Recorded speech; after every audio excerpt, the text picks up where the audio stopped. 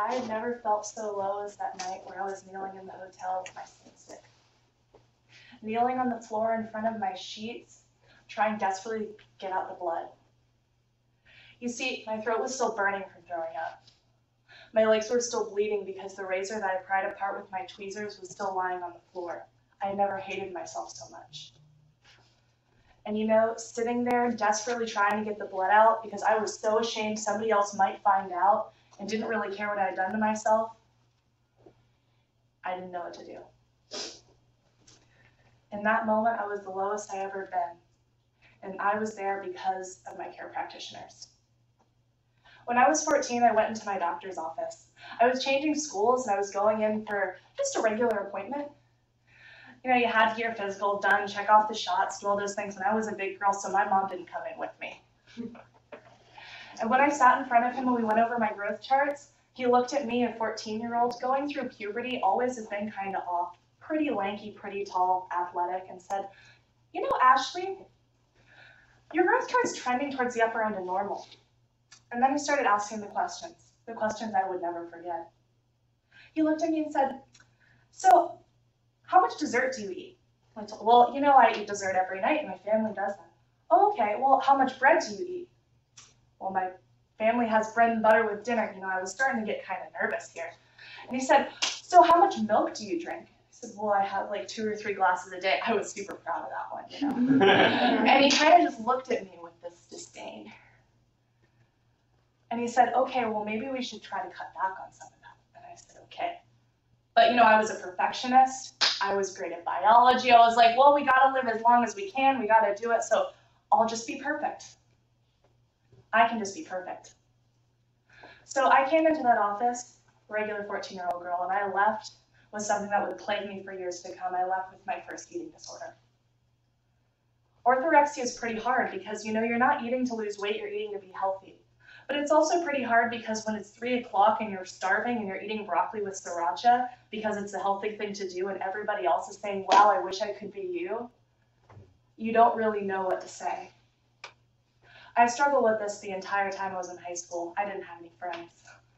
You know, there was a point where I was 119 pounds. That's not okay when you're 6 foot tall. But that's okay because all my other doctors said that I was fine. I wasn't obese, you know.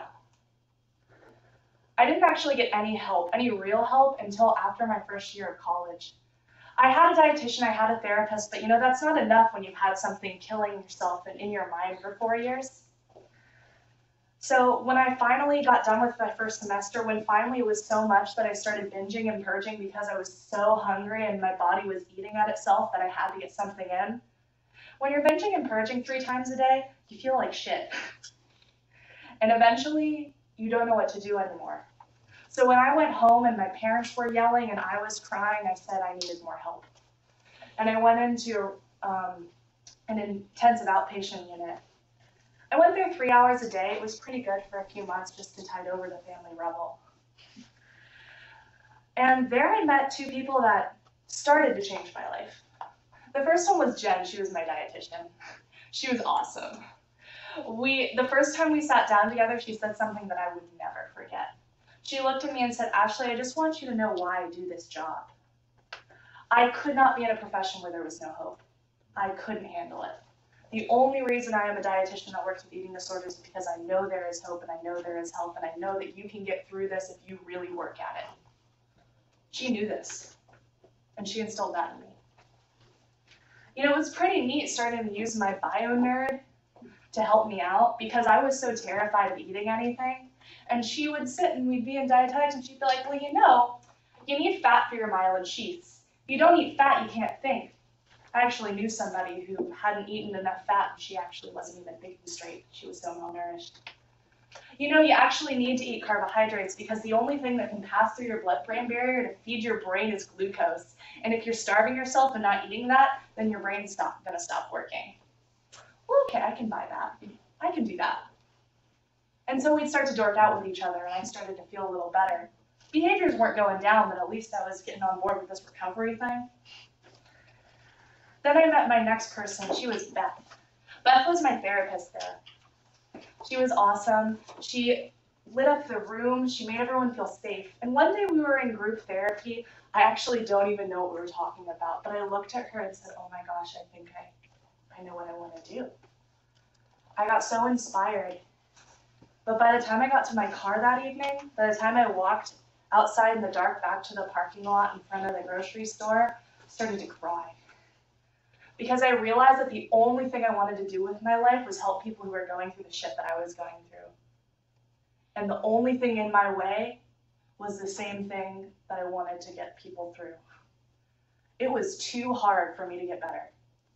And so my dream was going to be crushed. You know, I finally got away from home. It was feeling a little better. I was back in Durham, and I kind of realized that school wasn't going to work. I thought I would be better away from them, but I was still doing behaviors. It wasn't so great.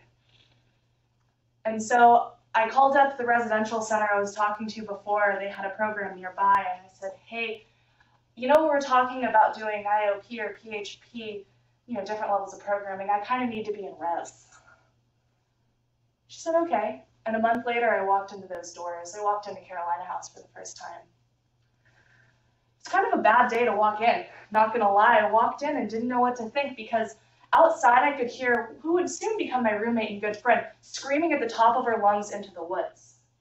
There were people curled up on the couch. One of the girls, who was also one of my friends, looked up and said, I'm so sorry, we're not usually like this. There were people curled up on the floor and rocking. There were people holding ice. And then later we had a challenge snack and I had to eat a cupcake and everyone was crying and nobody knew what to do. And I said, oh shit, what did I do? Why am I here? I can't leave. But I started to get better. And there, I met my second dietitian. And she gave me two things. The first thing she gave me was the science. You know, I kind of got a warm up with Jen, but she really looked at me and knew that I could take it. You know, there was this one day we were sitting in group and we started dorking out about the gut bacteria and going back and forth and talking at a molecular level because that's what I loved and that was she loved. And then one of the girls kind of raised her hand and went, I have no idea what's going on. And everyone else was kind of nodding and we all realized that we kind of had to go back. We would make a concession, she told me. You know, I was very health oriented. That was part of my disease. And so let me tell you how terrified I was of high fructose corn syrup. If that wasn't anything I wasn't eating it, fuck off. Too bad. It's not real. And she gave me a gift. She said, Ashley, why don't you actually look at the science behind this?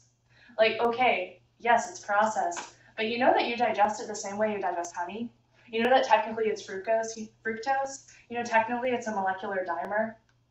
You know, technically all of those things that are bad about high fructose corn syrup is just about a high fructose diet and that you're not going to be hurt by eating this thing. I didn't believe her. I would fuck off. But she told me to research it, and I did, and I kind of realized she was right. And then we sat in group together, and then we sat one-on-one, and sitting there while she was talking about how much she loved her chickens and her bees, and she liked backpacking, and I was saying, wow, I love backpacking, I can't wait to get my goats. I realized that, you know, the surgery thing that I wanted to do wasn't going to fit that. And looking at her with the window behind her and seeing the garden and the cats, I realized that I wanted to be a dietitian. That I wanted to offer people the science that you couldn't refute because that's how your body worked. And I know that your disorder says that your body works differently, but I promise it doesn't. Here's the facts. I left residential after a month. It was going to take 6 more of just driving to treatment every day. But a few days after I got out of res, I was on that floor in that hotel. I never felt lower. But at the same time, I knew that I was alive. Because I was so afraid that I was going to die of a heart attack that I went to treatment. I was so afraid of myself that I actually got help. And even though I had a doctor that triggered the start of my disorder, I had a lot of other people that helped me get to that place, even if it was the lowest I'd ever been. Because I called my therapist that night and I said, I don't know what to do. And she said, you know, come in tomorrow, we'll make sure you're safe. And I did.